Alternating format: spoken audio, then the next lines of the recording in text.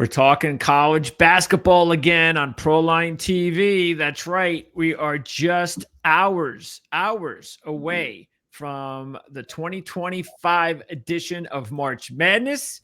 And of course, being joined once again by Jim Feist. And Jim, there's no better time of the year for college basketball fans than March, and we're almost there.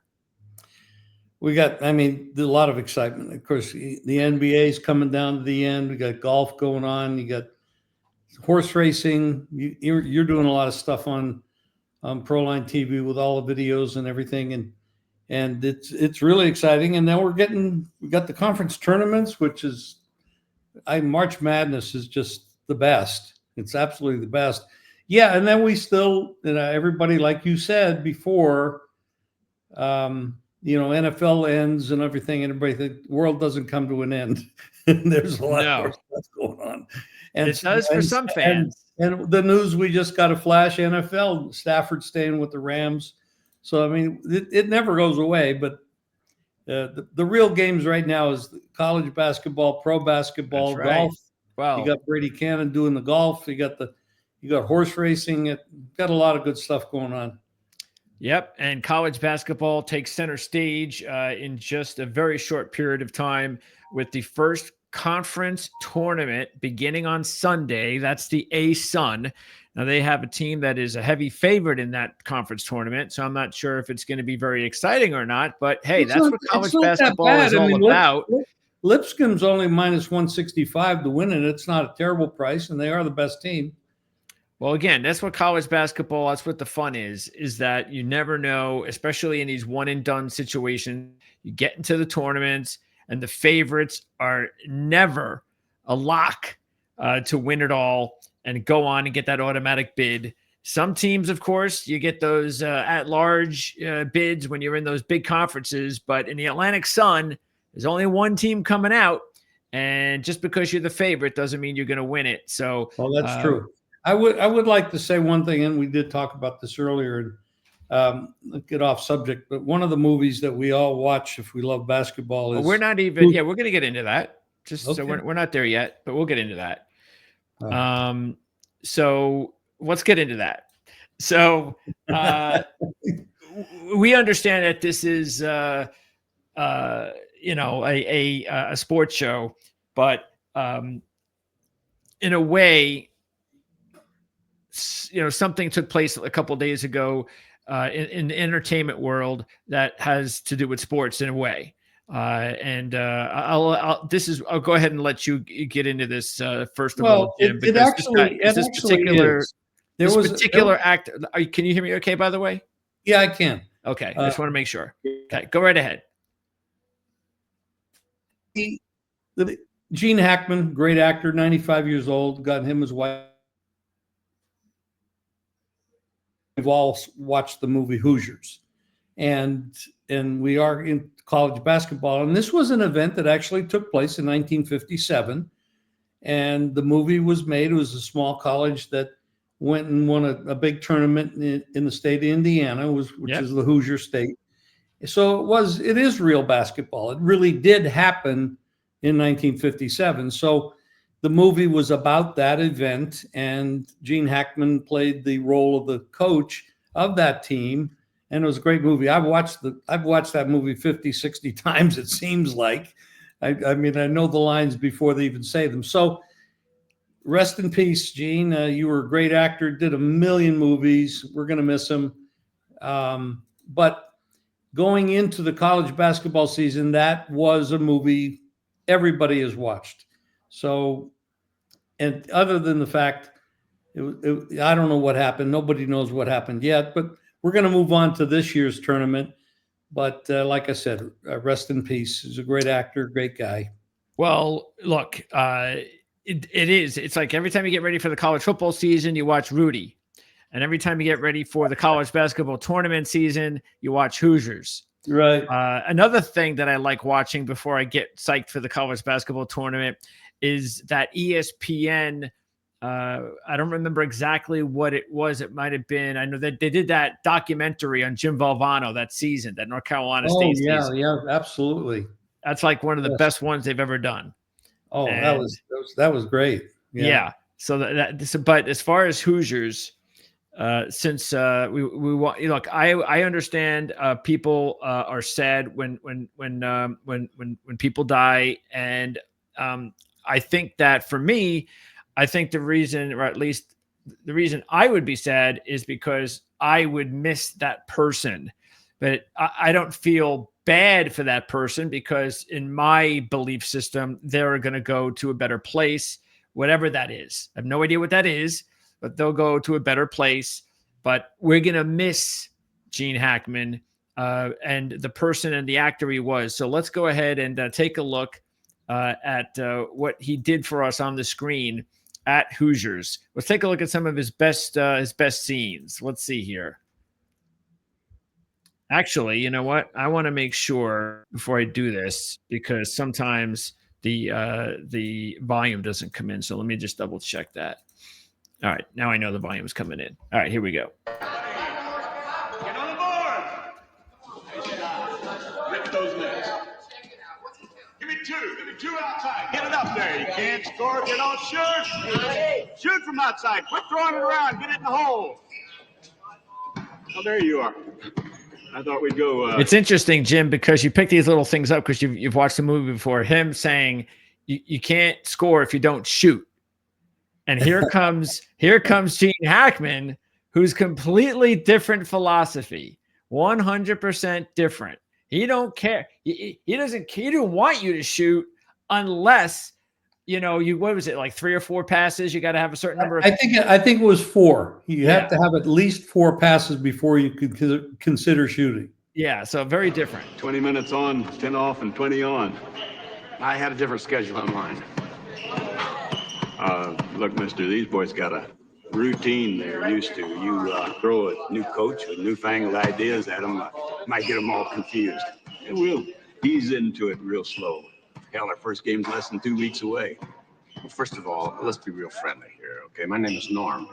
Secondly, your coaching days are over. Look, mister, there's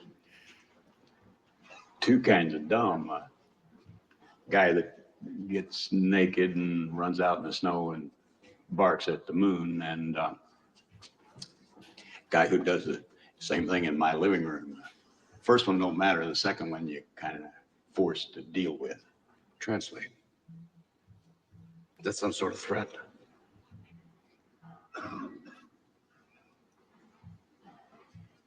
I don't know why Cletus drugged tired old bones in here. He must have owed you something fierce.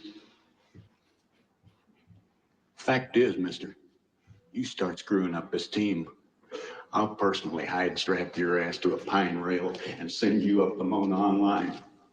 Leave the ball, will you, George? He's a good little bad guy. Thank you. Yeah, in films. He tried to get rid of him a million times in this movie. Yeah. So that was a good one. And of course, shortly after that, I'm not exactly sure. Because we don't have it here. But shortly after that, we have the situation where he's addressing the team, and one of the players isn't paying attention, and he's being disrespectful, and so he basically throws him out. Yep. And the other kid goes with him, peer pressure, and so he has only like 5 guys now, but he didn't care.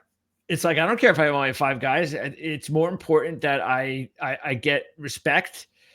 And we have discipline on the team, then I'm going to be persuaded by some punk kid who's disrespecting us, and I have to play him because we only have 7 players or 6 players.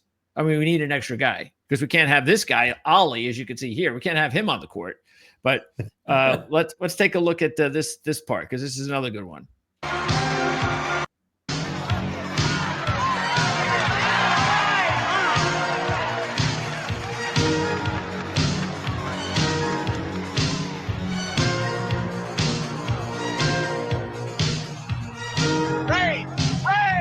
Pass the ball!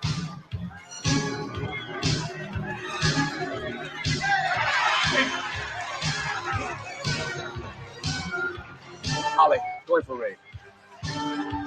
Now, move! Come on.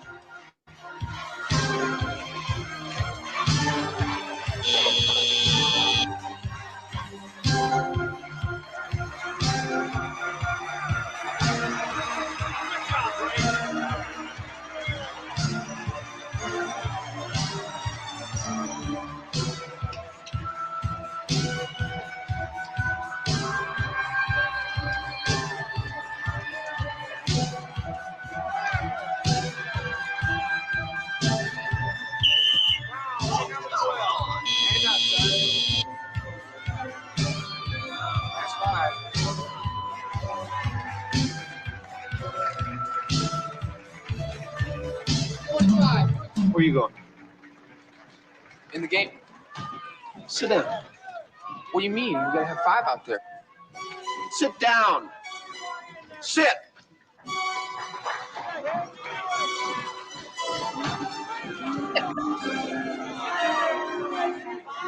Coach, need one more. My team's on the floor. What are you trying to do?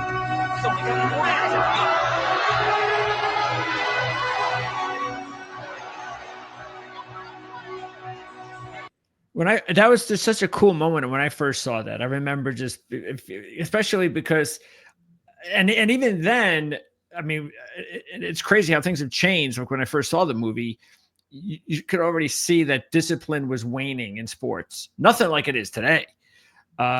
So you kind of really respected that move and was like, man, that's old time coaching. That's something we miss. That was awesome. There was an amazing movie. I'm sure they enhanced it from back in 1957, a long time ago. So, but it was an amazing. I don't know how many times this movie's been watched by people, but it's a lot. Incredible movie, a lot of great lessons. Doesn't exist anymore in sports, but no. And then we'll wrap up with his excellent pregame speech.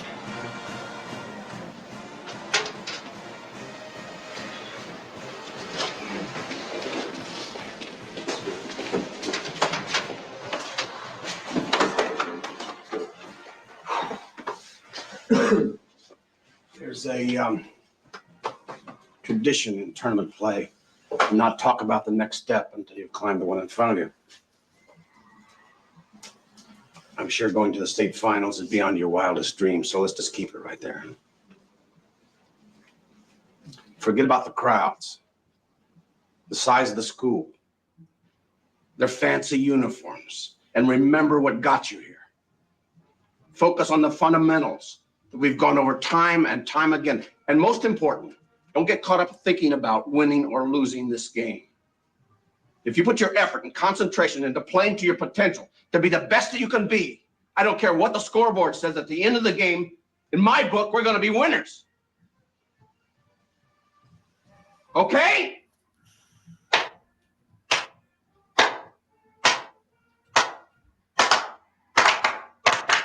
All right. Let's go. Let's go. Let me hear it. Go. Good way to end that segment there with because he's the one that deserves applause. So it was amazing. It was a great movie. From what I understand, I don't know how true this is, but somebody said he didn't really want to make this movie, and he was obligated to do so, and he thought it was like a career ender, and it turned out to be a gold mine. I mean, he made probably 30 movies, and they're 90% of them were super successful. I mean, French Connection, Firm. And I'd lived in the Caymans for a while, so some of the scenes in the Firm reminded me of when I lived there, because some of the places that they were shot where I was actually there, so. Okay, that's cool. That was amazing, and on a personal level as well. So it was great. And of course, he ended his career with one of his best performances in Clint Eastwood's Western. Yes. Yes. And that was an amazing role. So an amazing actor. I mean, he was 95 years old. Nobody really knows what happened, and they're still investigating. Weird things like mummification, and they were dead for a long time. Yeah, that is weird. It was at least days, if not more. So yeah. Wow. That just shows you, but when you're 95, like you said, I mean, time's up anyway. So, well, it can be, I mean, who knows, but then his wife is dead and one of the dogs is dead. And I mean, the initial conversation was carbon monoxide poisoning, which is, could happen easily. Yeah.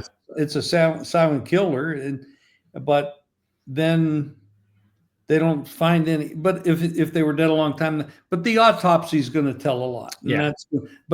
they said that could take 2-3 months before they get the toxicology back. So, I mean, it's a big loss to all of us have kind of grew up watching him and followed, his career. But we do have the memories of the movies. That's it. And believe me, I'll be watching them all in the next couple months. There you go. Absolutely. There's no better tribute. That's true. Okay. Now, so we have some tournament stuff to talk about. Yeah.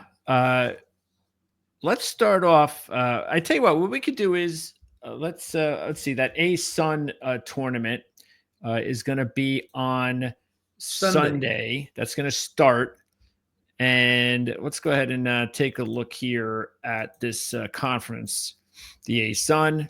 So as you mentioned, Lipscomb is the favorite. They're minus 165, I think you said. Yeah, 165 to win the tournament. Yes. Okay. And there's only going to be one bid coming out of here. So if you don't win it, you're not going. And if you could see there, it's not like another team may not be able to compete because they have a team there with the same record. They can compete, and I think there's one team actually beat Lipscomb twice this year. I can't remember the name. I don't really follow this conference much, and but there's a couple teams in here that could, all you have to do is have a hot night from 3-point land and hit your free throws, and maybe even get a whistle or two. It can happen. And there's going to be some bid stealers in all these conferences because there's a lot of balance out there. So, North Alabama did beat Lipscomb once, and they're the team that's tied at the top of the conference. Florida Gulf Coast, of course, we all know Florida Gulf Coast. They had a couple of years ago. Oh yeah, they had one of the most memorable years. Unbelievable, yeah. For any mid-major type of team. I'm not even sure the A-Sun should be called a mid-major. But yeah, that was an incredible year. And they lost to Lipscomb here, and I'm not sure if they played them again. Looks like that's the only time they played them. So anyway, here's their first opponent. Wow, Queens. There's even a team. There's a team in this conference called Queens. Queens is interesting. Even if they were to win this tournament, they can't go because they are a transfer or something like that. There's a rule, and so if they were to win, they would not go. But the team that won the regular season would take its place, and I think that is Lipscomb. So, Queens, North Carolina. So, wow. Okay. So there you go. That's in your neighborhood. Yeah, probably.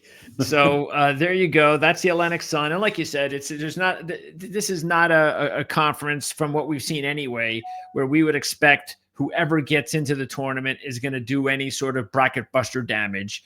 If we thought that there was, then we probably would have paid a little bit more attention to a Lipscomb or whoever, but that's just not the case. So, but we'll see. We'll follow it. We'll see when the championship game. I try to watch every conference tournament championship games at least a few minutes of the game. If it's a close game, I'll watch the end of the game.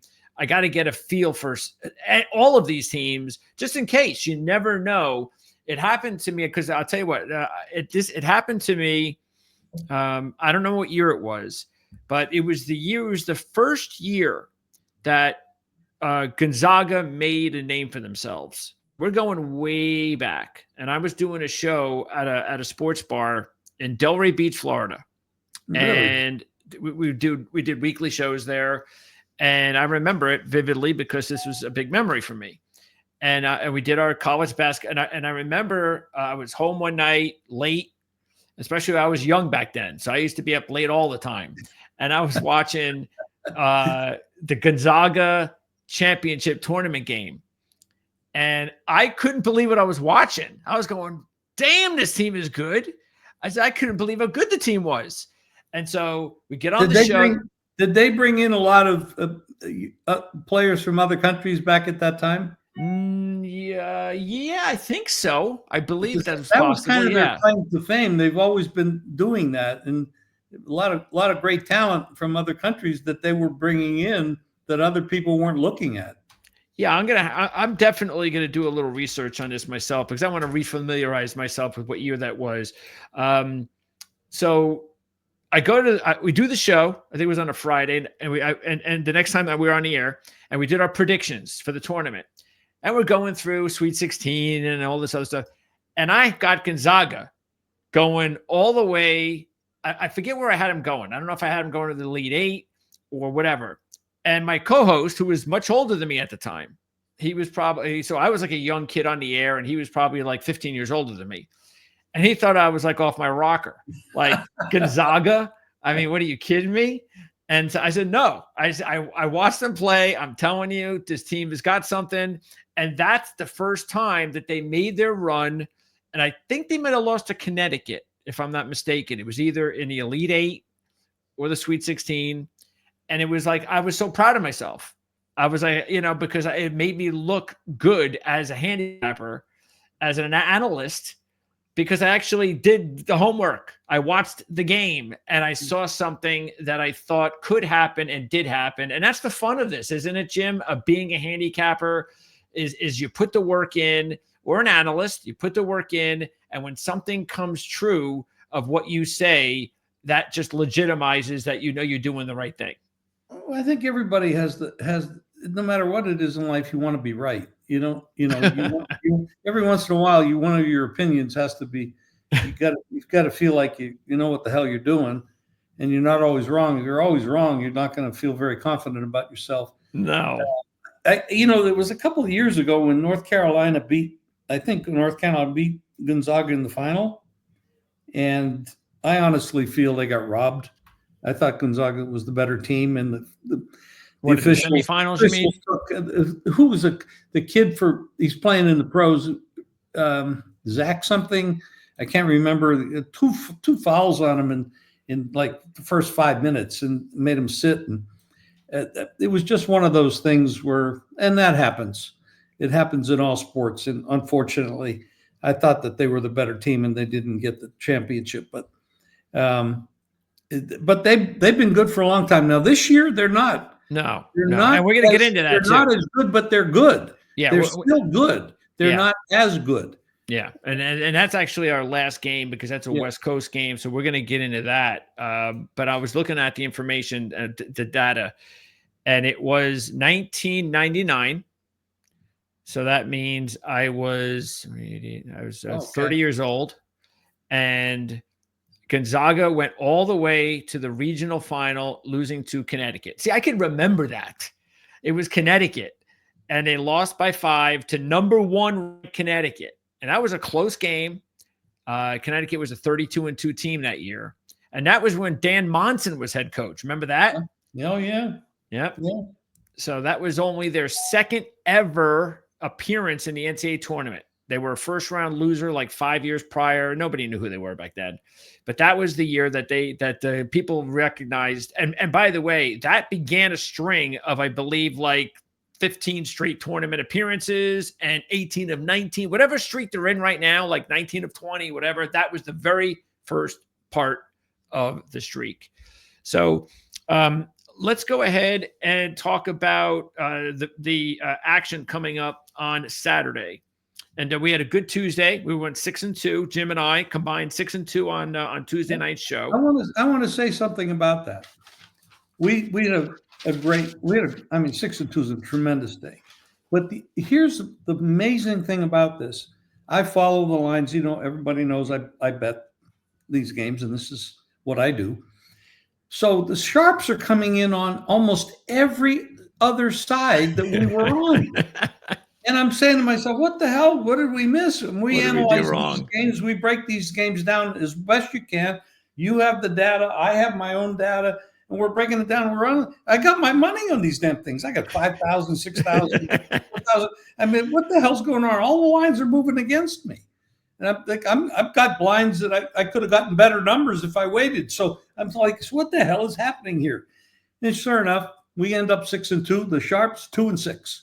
So I mean, that was not only it was a good day for winning, it was a good day to beat the so-called sharps. Yeah, it was, because it doesn't happen a lot. They're not invincible. No, they're I mean, not. No, they're not. the sharps are, 54, 56, 58% over a long period of time, which is great money making numbers. People don't realize you can win a lot of money by hitting 56, 58%. But yeah, it was fun for two different reasons.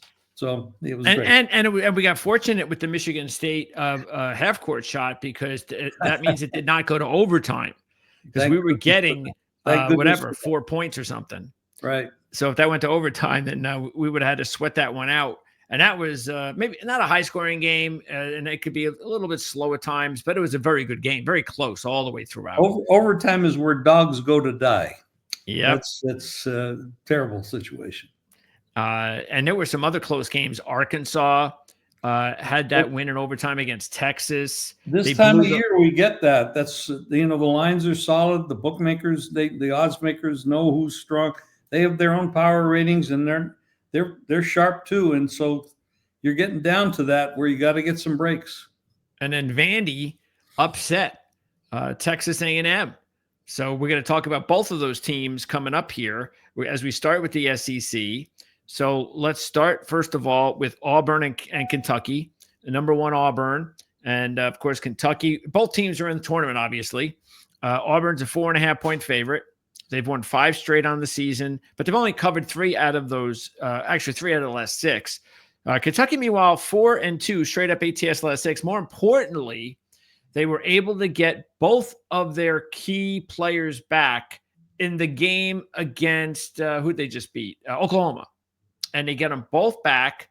And now, obviously, they get a game under their belts, and they're home against Auburn. They haven't played each other. This game is basically just for pride, and that's all. So I like Kentucky in the game because of that. Now that they're healthy. I agree. This is much more important to Kentucky. When you're number one, you got a target on your back. And, this is definitely, you got a home dog with Kentucky. It's a must play, actually. It really is. If you want to take the money line on this, it's probably not bad as well. You're probably getting somewhere around 165 or something. Well, I'm gonna take the point spread, but I'll sprinkle a little silver dust on the money line too, just for the hell of it. And then also we have Alabama and Tennessee. And this is another really good one in the SEC. The latest line I have there is 3.5 for Tennessee. And you've got a Tennessee team that's won 6 out of 7, even though they're just 3 and 4 ATS in F7. They've also won 3 straight against Alabama, all by 7 or more, both straight up and against the spread. They haven't played this year. Alabama's 2-0 straight up ATS last 2 by 13 or more. Now I'm staying away from this game because I just don't know. I don't have a feel for Tennessee. I just don't know when they're going to play a good game or not, even though they've won 6 out of 7. And I'm talking about the big games. And for Alabama, same kind of thing. I mean, they had lost a couple. Now they've won a couple. And again, the game doesn't mean anything. So I'm kind of standing back for this one. Well, they both have the same exact record. I mean, Tennessee's, Alabama's played well on the road. The Tennessee plays well at home. The power ratings. I mean, the thing about Alabama, if they're hitting those outside shots, they're hard to beat. But that is a fickle stat. Those 3-pointers, if they're going in, Alabama's tough. Anybody, they can beat anybody. If they can hit. They have games that are hitting 40% from outside. I mean, it's crazy. But 3.5, I think 3.5 is a little short. I wouldn't lay it because, we just talked about these games are tight, but I wouldn't take it. I'd probably, if it was 4.5, I'd take the dog. If it was 2.5, I'd lay the favorite. That's kind of where I'm at with it. Okay. Probably if the line gets bet down, I'd probably lay the money line on Tennessee, but it would have to get bet down a little bit. All right. And then another really good matchup on Saturday night is Texas A&M at Florida. And that line is 8.5. Florida coming off that loss to Georgia on Tuesday. That snapped their 6-0 streak of being, straight up ATS run, 6 straight. Texas A&M, meanwhile, they're on a 0-3 run straight up and against the spread, including a 16-point road loss at Mississippi State that was the first one of the 3. So they're not playing their best basketball of the year, which is why the line is 8.5. I mean, this is, Florida went down to Georgia and I lost with that game. I did have Florida in that game. And they got down big early. They came back in the second half and took the lead in the last minute, I think. But Georgia still came back and beat them. But I was impressed with the fact that they didn't give up and they played hard. Now, they have at home, they're 11-4 against the spread. That's a damn good record. And I have a power rating for the season at home versus Texas A&M on the road, 83. I could round it to 84, okay. So now recently, I mean, I see Florida winning this game big, but that's a big number to lay. Wow. I would make like maybe a 25% bet or maybe a 35% bet. Instead of you're betting 1,000, maybe I'd bet 300, 350 on the favorite here. But I laying those kind of numbers in this battle, it's just not my style. I don't do that. But I think Florida is the right side, and I don't want to be on the dog. They're playing bad. They're not playing well. By the way, Florida now has dropped all the way down to 9-1. And in some places you might get a little bit lower than that to win the championship. So I feel pretty good now about grabbing them at 17-1. They're yeah, very good. That's a great price. Yeah. I like Florida a lot in this game, but I can't. I mean, those numbers, that's a bit too big a number. Okay, so that's what's going on in the SEC. And by the way, at the end, we'll get in our additional picks segment. I'm going to go over other games that we're taking that we're not really going to go into. There are, I believe, I think there's 2 SEC games that I have on my list. I don't know how many, if you have any additional games, Jim. But let's go into the Big 12 now. And we've got Texas Tech and Kansas.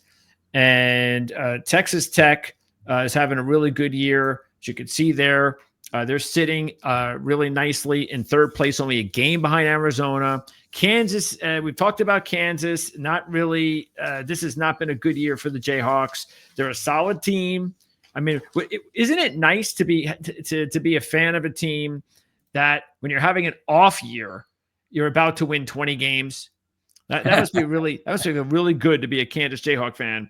They've won 2 straight though, straight up ATS. So maybe they're going to right the ship after that blowout loss at BYU. So far, so good. Now, the big news here for Texas Tech, their top 2 scorers, 2 of their top 2 scorers, both missed some action over the last couple of games. And this is a team that has just been 1-2, straight up ATS last 3.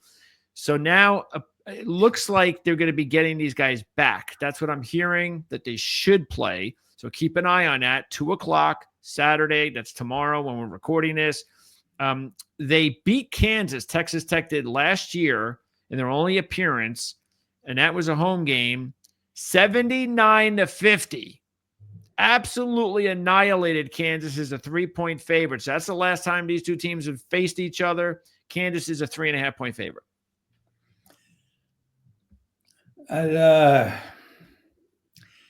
It's boy, I tell you, I mean, everything about this game you look at, all the numbers say you got to bet Texas Tech. But again, this is pre-tournament stuff, and the motivation issue. Kansas needs to start building their confidence level, and that's. But Texas Tech getting healthy and getting their players.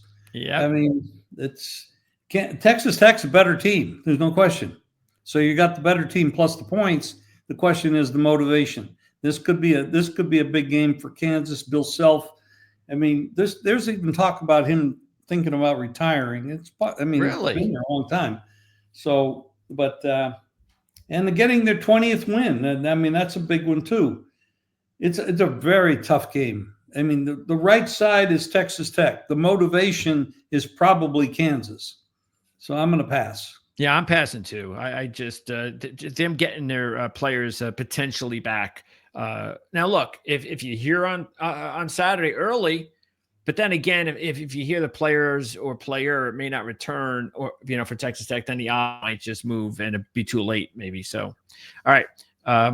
Now let's talk about. I believe we have another game in the Big 12, and that game is going to be a little bit later on between Arizona and Iowa State.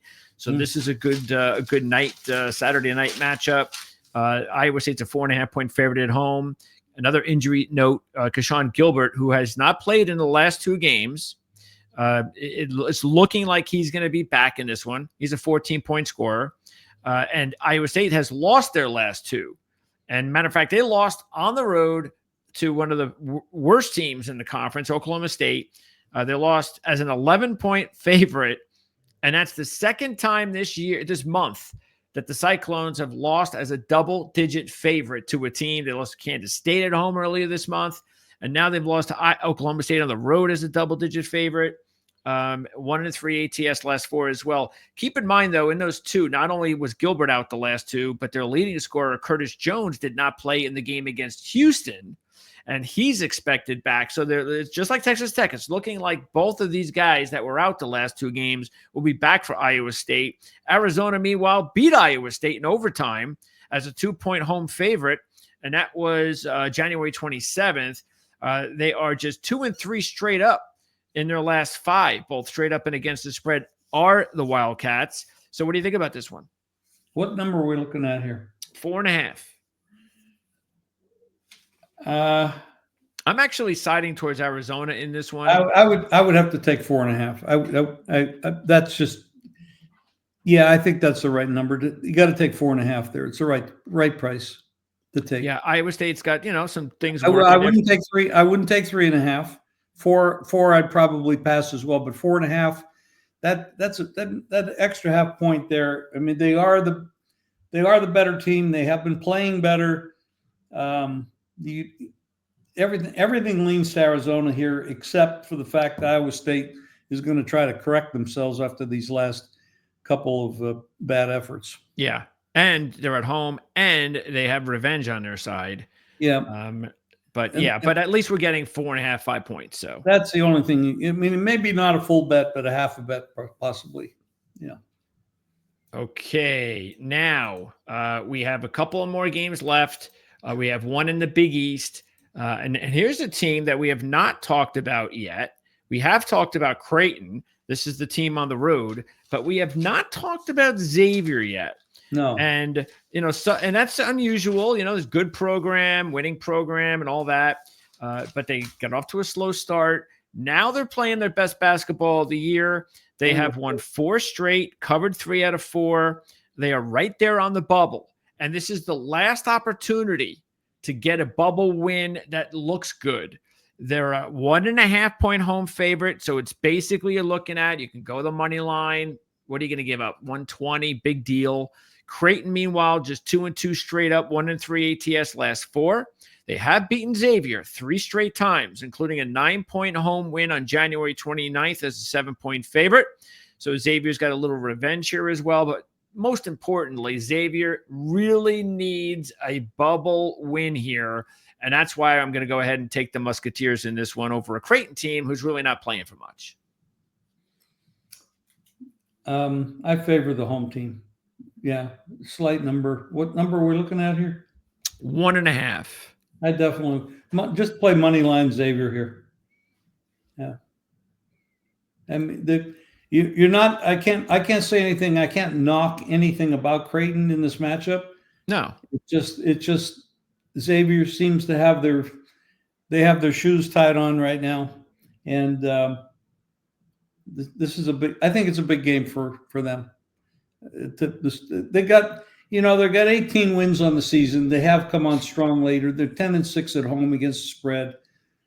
It should be a tight game. The line's telling you it's a tight game. I'd take Xavier. I'd take the money line play. Yeah, as you can see here again, they'll be at Butler. home against Providence. So if they can get these 3 wins here, include now look, they've had these 4 wins prior, but none of them were tournament teams. So in their final 7 games, if they end their season on a 7-game win streak, this is going to be the big one. This is going to be one of those that sticks out. So if they lose this game, it's going to be a problem because the committee's going to see all these wins against non-tournament teams, and yet you can't beat the tournament team, and that's not going to be a good look. So huge game for Xavier. It doesn't guarantee the game at Butler is not going to be easy. That's not an easy game. It's not a tournament team now. Now Providence is an easy game, but that's probably going to be senior night, and who knows what they do. Not all your attention is not always on the game, but that should be an easier victory. So these next 2 games are critical. They have right now, I'm looking at it, they have just 1 win against a tournament team this year, and that was against Marquette on the road. So if they can get, and by the way, they went to St. John's the very next game and went to overtime and lost it. And then came back. Oh, here's the second one. Excuse me. They did beat Connecticut. So this was their best run of the year. Marquette, St. John's, Connecticut, where they had 2 wins and an overtime loss to St. John's. And we all know what St. John's is doing. Yep. And it's not that far off from that right now. So keep that in mind. Okay. We're not going to talk about this game, but St. John's is good. They can sew up the East with either a win or a Creighton loss, but they're 21-point favorites. Yeah, they're not losing. I don't think they're going to lose. And one of the I think I said it in one of my shorts that Patino said, I'm not sharing no conference. I'm not sharing no championships with anybody. So nor does he have to. No, he doesn't. And that was real surprising that Seton Hall has had this bad of a season. They've I'm just going to guess they're going to be much more improved next season because they have a really good coach. But they've just had a real big struggle this season.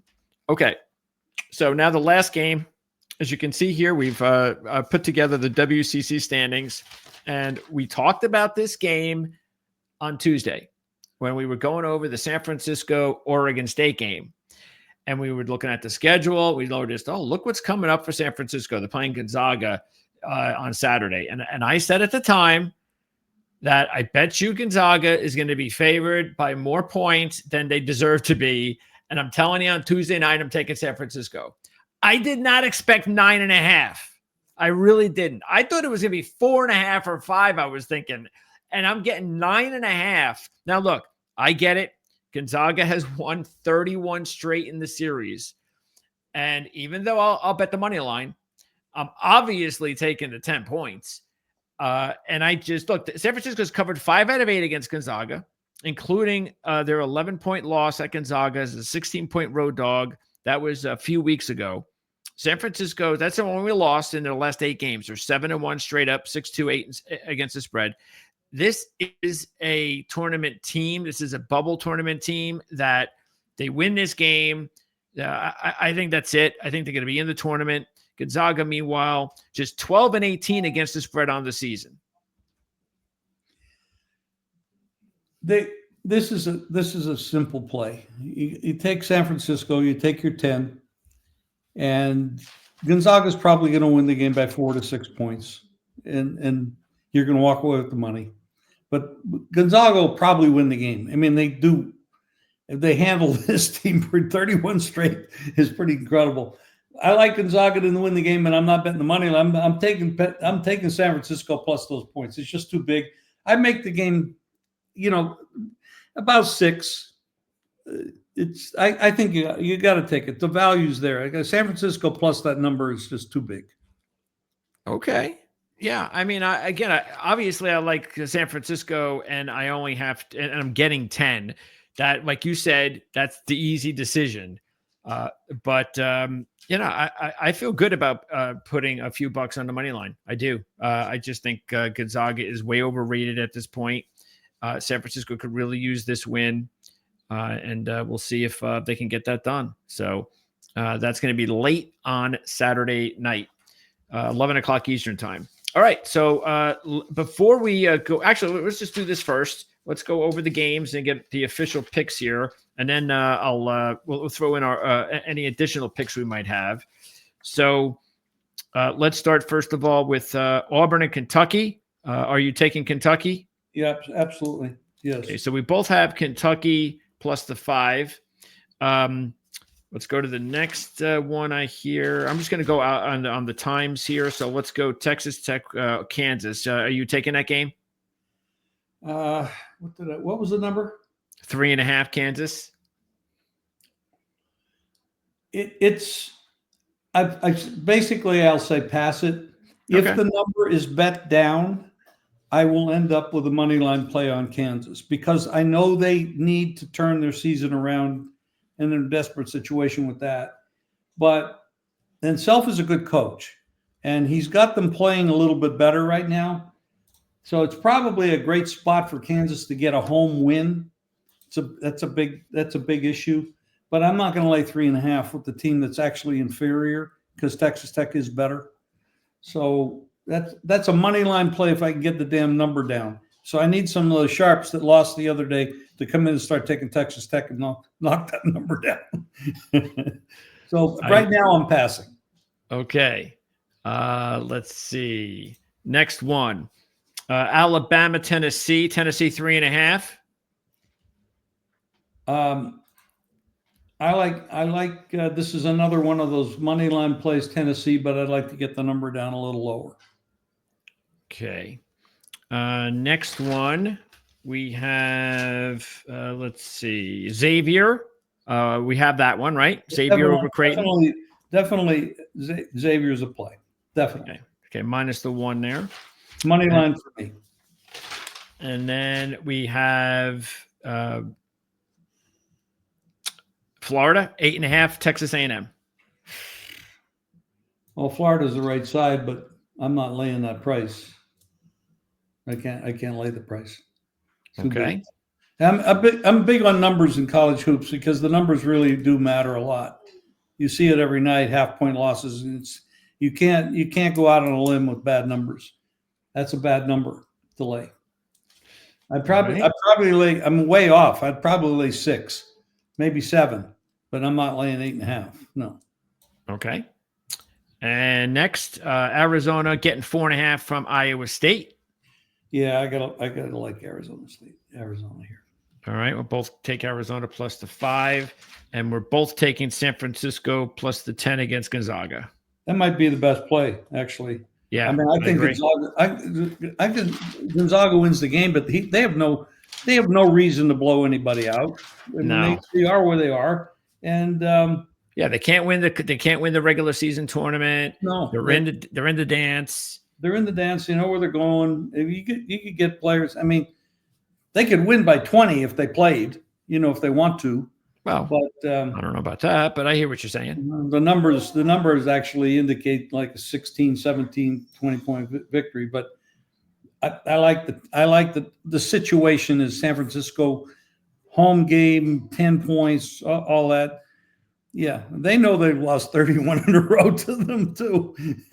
So that's absolutely a hell of a record. Jesus. And by the way, you would think that this is the perfect year for San Francisco, the perfect opportunity for them to break it because Gonzaga is not playing their best. They don't have their best talent.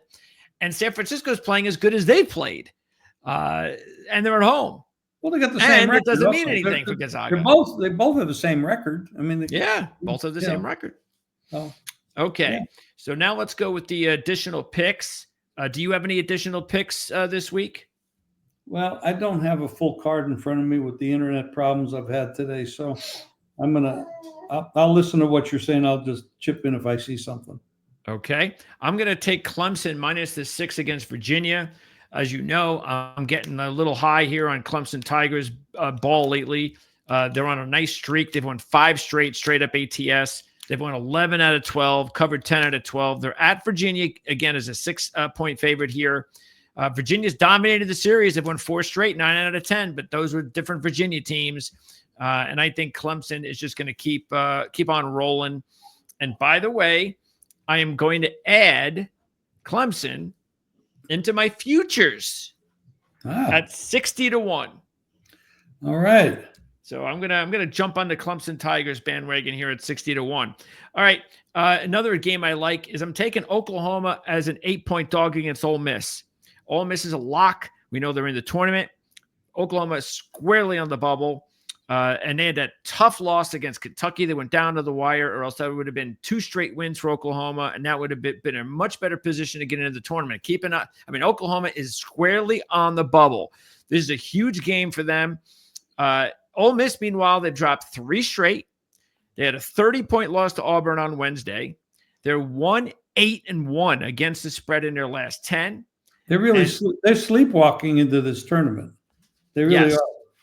And so that's why you got one team desperately needing a win, another that is sleepwalking. And I'm going to go ahead and take the 8 in that spot and take the Sooners. That sounds like a good play, actually.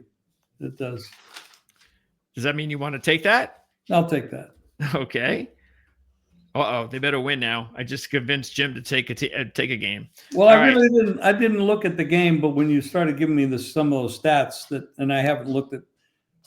We had an internet breakdown, so I'm a little bit, but that's okay. Yeah, we've had some technical difficulties tonight. So this new link, I think, has made a big difference.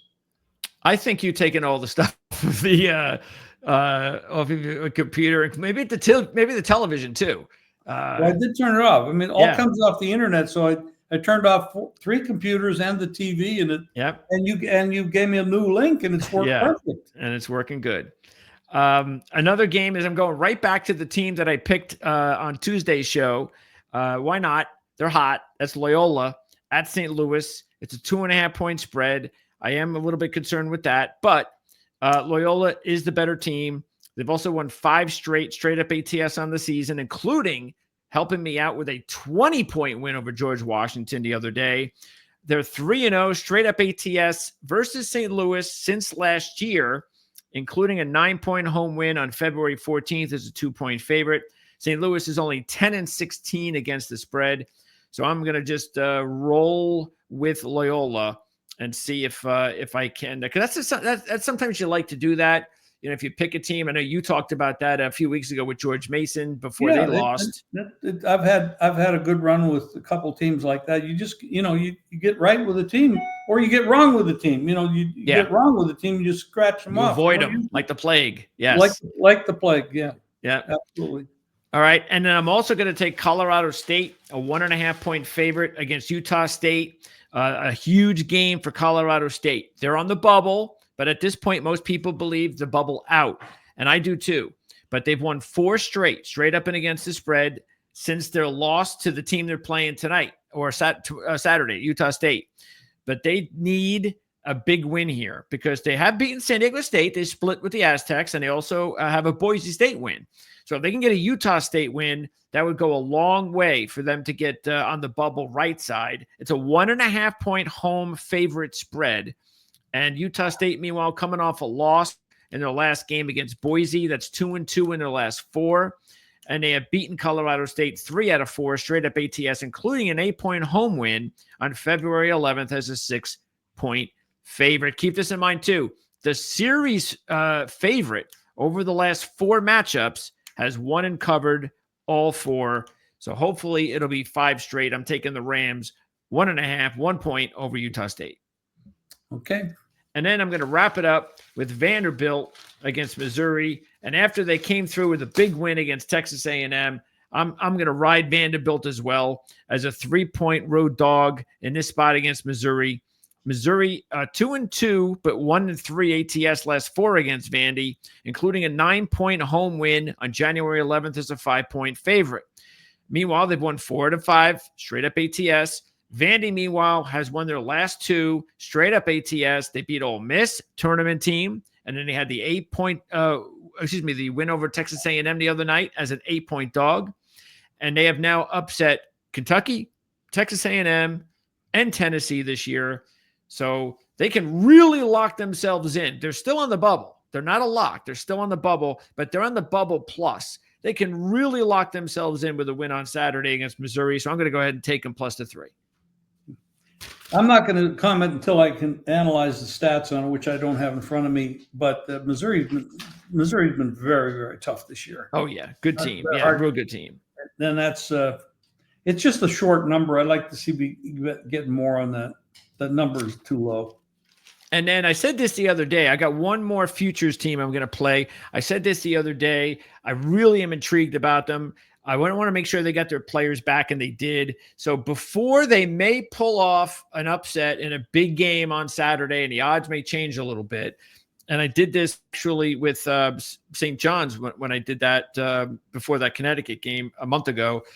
I'm going with Kentucky. They're a 40-1 shot. They're well coached. They're a very talented team. And like I said, if they wind up winning in their game against Auburn on Saturday, those odds could drop. So before it drops, I'm going to take them also at 40-1.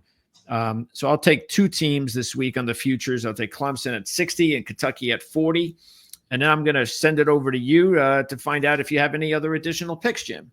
Well, I'm going to give you one future. And the future, the first future for Jim this season. I love it. No, that's not true. We talked about it. We had St. John's, we had Baylor, we had others we had picked earlier. No, why do you have those teams too?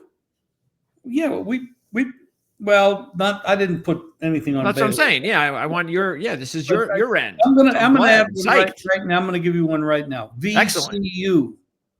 VCU. Take a look at it. Wow. Not bad. Long shot, real long shot. 250. Very dangerous team. If they can get the right thing, it could be a long shot. You have to have a lot of things going for you. 250-1. That means that when we do our NTA preview show in a couple of weeks, I'm gonna make sure that we take a look at because if you're 250-1 to win the championship, that means you're going to have good odds to get to the Sweet 16 or get to the Final Four. And for a team like VCU, that might work out really well.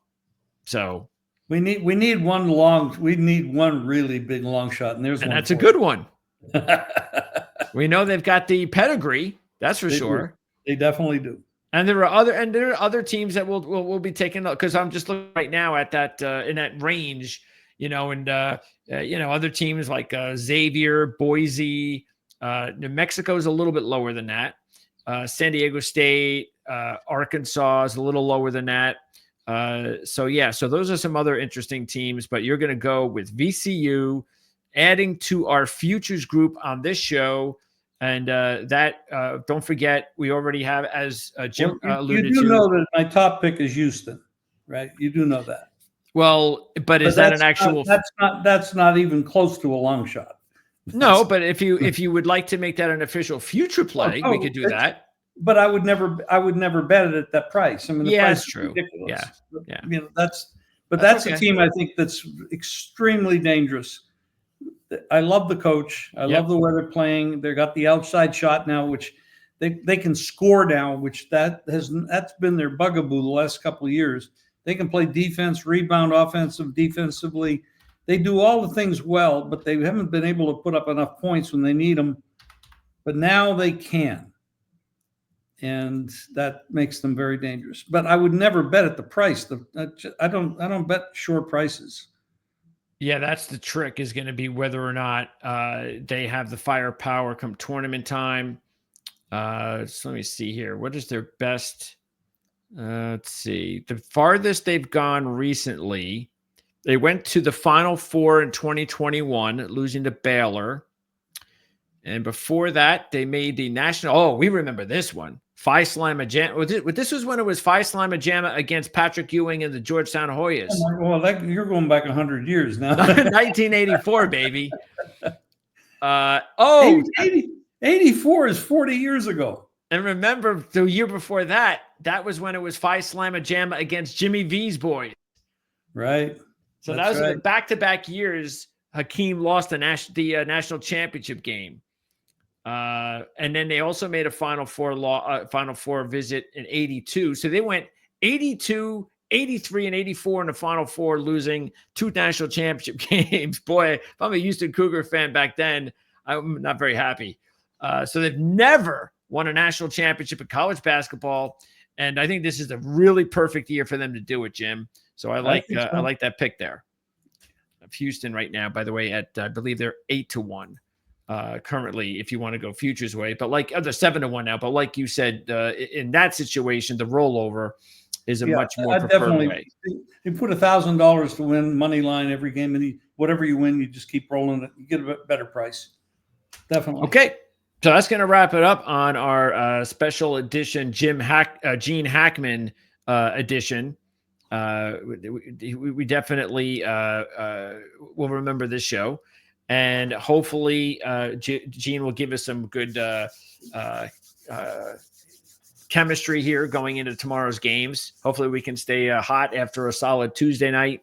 We're going to be back on Monday night, and when we come back on Monday night, we're going to talk about Tuesday's games, obviously, but more importantly, we're also going to be highlighting 11 conference tournament games because they'll be taking place between that show and our Friday show a week from today.